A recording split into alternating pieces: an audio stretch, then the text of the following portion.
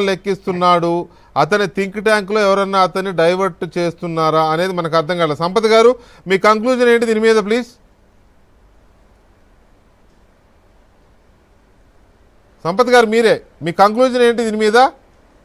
Sir sir దీని మీద మీ conclusion remarks ఏంటి? విజయ్ ఏం చేస్తే బాగుంటుంది? అన్నా డిఎంకేతో వెళ్ళక తప్పక ఇంకేమైనా ఉంటుందా అతనికి? తప్పకుండా ఉంటుంది సార్. ఎందుకంటే ఇప్పుడు మనకి మీరు డిఎంకే కాంగ్రెస్తో పొత్తు పెట్టుకున్నది, బీజేపీతో పొత్తు పెట్టుకున్నది, ఏడీఎంకే కాంగ్రెస్తో పొత్తు పెట్టుకున్నది, ఏడీఎంకేతో బీజేపీతో పొత్తు పెట్టుకున్నది.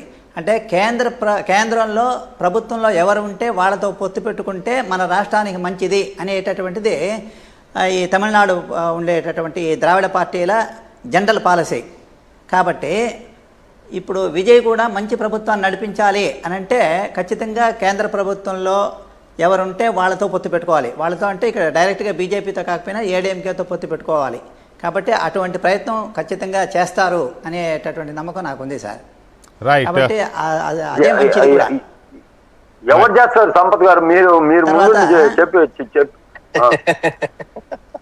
అంటే ఆయన ఒక ఊహ,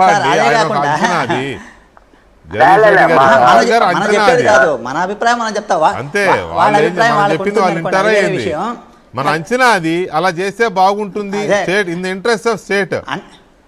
అంతే అంతే. మీరు ఒకటి ఆలోచించండి జగదీష్ రెడ్డి గారు, ఇటు అన్నా డిఎంకే కాకుండా కాదు, ఇటు అన్నా డిఎంకే కాకుండా అటు డిఎంకే కాకుండా ఏదో ఈ 4-5 పార్టీలను పెట్టుకొని 10 మంది మద్దతు తీసుకొని గవర్నమెంట్ పెడితే 2 నెలలన్నా ఉంటాడు విజయ్ కుర్చీలో?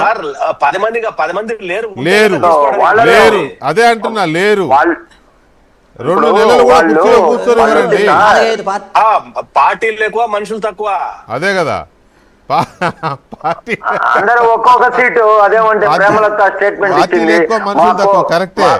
అందువల్ల ఆయన ముందున్న ఏకైక ప్రత్యామ్నాయం ఎన్డీఏ.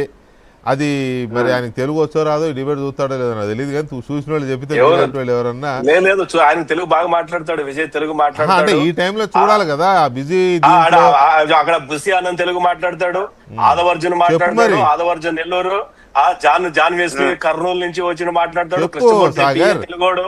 కమ్యూనికేట్ చేయి. ఐపాక్ టీమ్ లో హెడ్ వచ్చి రాజశేఖర్ అబ్బాయి వచ్చి హిందూపూర్ అబ్బాయి, అందరూ తెలుగోళ్లే. ఇక్కడ ఎవరు తమిళోళ్ళు ఎవరు లేరు, అక్కడ అంతా తెలుగోళ్లే. సరే, చూద్దాం ఏం జరుగుతుంది. ఆయన రాజకీయం ఆయన తేల్చుకో కష్టపడ్డాడు, పార్టీ